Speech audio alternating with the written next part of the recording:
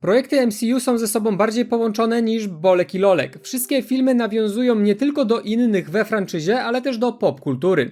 Są też pewne detale, które nabierają sensu po pewnym czasie od premiery. W tym materiale odwiedzę Ant-Mana z 2015 i opowiem wam nie tylko o easter eggach, ale też rzeczach, które nabrały większego znaczenia po latach od premiery. Nie zapomnij ocenić materiału i zapraszam. Każdy fan filmów o Kapitanie Ameryce doskonale zna ten budynek. W niedalekiej przyszłości będzie to siedziba agencji S.H.I.E.L.D. W scenie dziejącej się w 1989 widzimy Triskelion, a raczej jego budowę.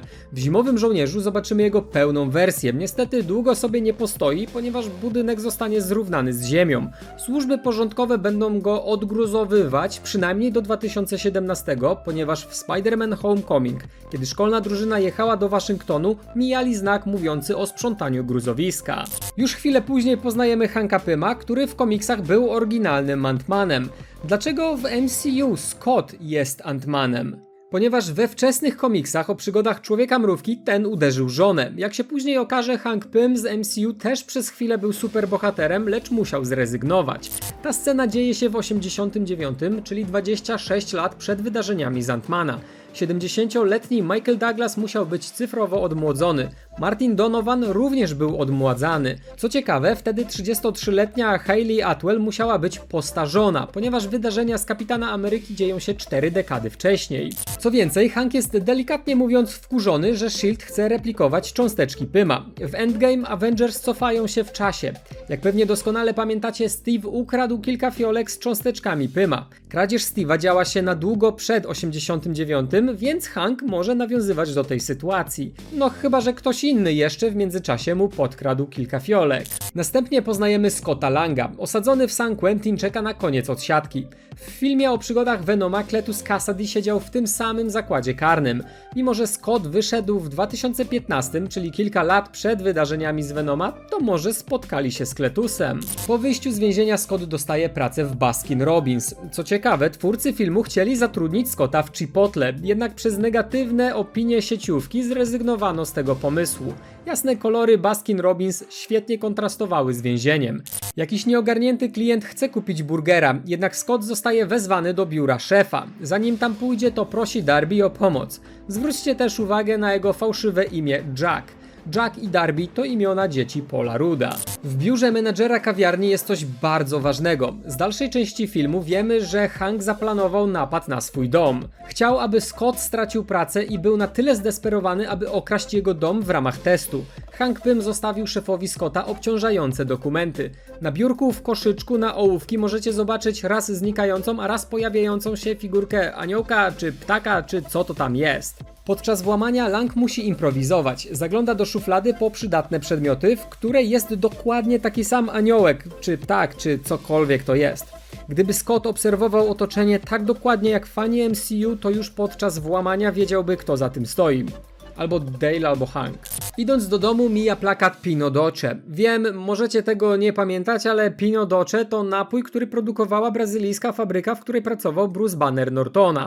W pewnym momencie Scott mija hotel Milgrom. Jest to nawiązanie do Ala Milgroma, twórcy komiksów nie tylko dla DC, Marvela czy Dark Horse, ale też wielu innych wydawnictw. W tej scenie Hank kładzie na tacę gotówkę, klucze i czołg z wyraźnym numerem 153.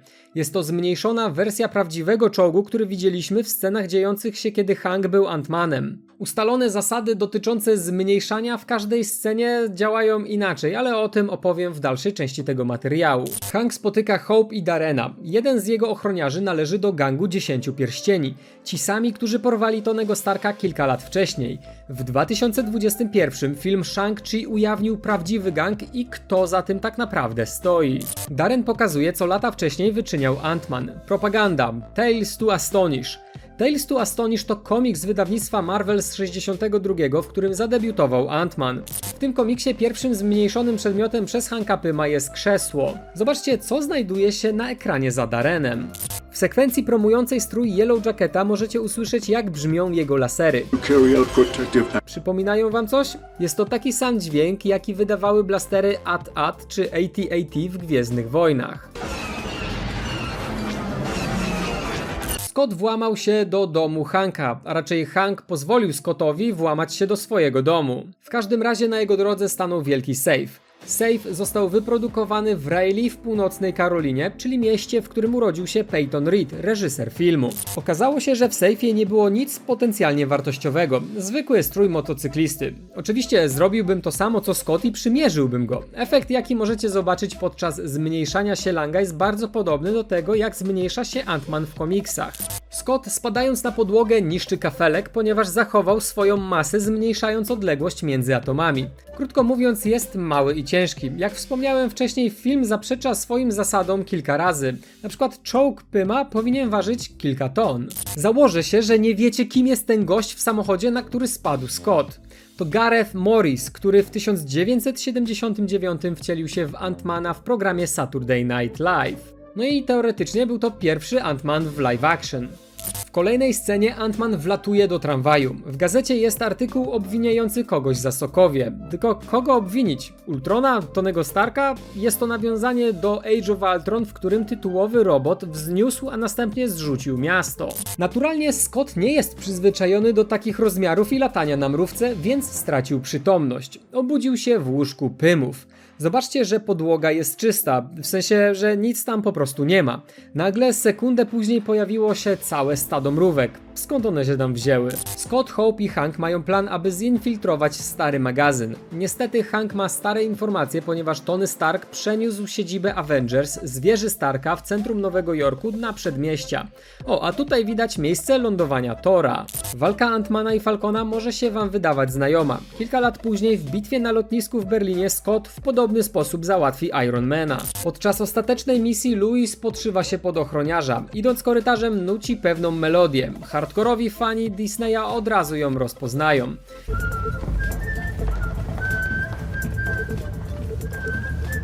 Jest to piosenka It's a Small World z Disneylandu. Aha, no i w sumie nucący ochroniarz wcale nie wydaje się podejrzany. Wcale. W scenie w helikopterze Darren pyta Scotta, czy chciał powstrzymać przyszłość za pomocą napadu. Did you think you could stop the future with a heist? It was never just a heist! Dokładnie to Scott i reszta Avengers zrobili w 2023, kiedy za pomocą napadu odzyskali kamienie nieskończoności i pokonali Thanosa, tym samym powstrzymując przyszłość. Kiedy Yellow Jacket i Ant-Man utknęli w walizce, przez chwilę widać iPhone'a. Jest to dość zastanawiające, ponieważ ta wersja to iPhone 6s Gold, który trafił do sprzedaży 25 września 2015, czyli 3 miesiące przed premierą filmu. Aha, no i stroje wszystkich istnieją naprawdę oprócz Yellow Jacketa. Stworzono go za pomocą komputera, ponieważ był niepraktyczny. Jedną z fajniejszych scen jest walka Darrena i Scotta w pokoju córki tego drugiego. Pociąg, na którym walczą, to Tomek z bajki Tomek i Przyjaciele. Twórcy bajki mieli kilka dziwnych warunków, których Peyton Reed musiał przestrzegać. Tomek nie mógł być pokazany, jak robi coś złego, musiał być neutralny dla każdego i nikt nie mógł być przywiązany do torów, po których jechał Tomek. Scott, co ty robisz? Co ty robisz? Nie możesz się przebić, bo trzymasz kolano na klapce. To tak jakbyś wszedł do wiaderka i chciał je podnieść. W Ant-Manie Kevin Feige kontynuuje fetysz urwanych kończyn. Jest to też kolejne nawiązanie do Gwiezdnych Wojen. Kiedy Scott zmniejszył się do rozmiaru atomu, w pewnym momencie widać kształt przypominający człowieka. Jest to prawdopodobnie oryginalna osa, czyli Janet Van Dyne. Na końcu filmu podczas kolejnego monologu Louis wspomina o kimś, kto chodzi po ścianach i buja się. We got a guy who crawls up the walls. You gotta be more specific. Wydaje mi się, że jest to Spider-Man, który pojawi się w MCU już niedługo. Wiecie, kim jest osoba na ławce rozmawiająca z Samem Wilsonem? Jest to Anna Akana, czyli koleżanka po fachu z prawie 3 milionami subskrypcji. Dajcie mi znać, czy znaleźliście w Ant-Manie z 2015 jeszcze jakieś szczegóły, które dopiero po latach nabrały nowego, innego, głębszego znaczenia. Nie zapomnij ocenić materiału, trzymajcie się, na razie.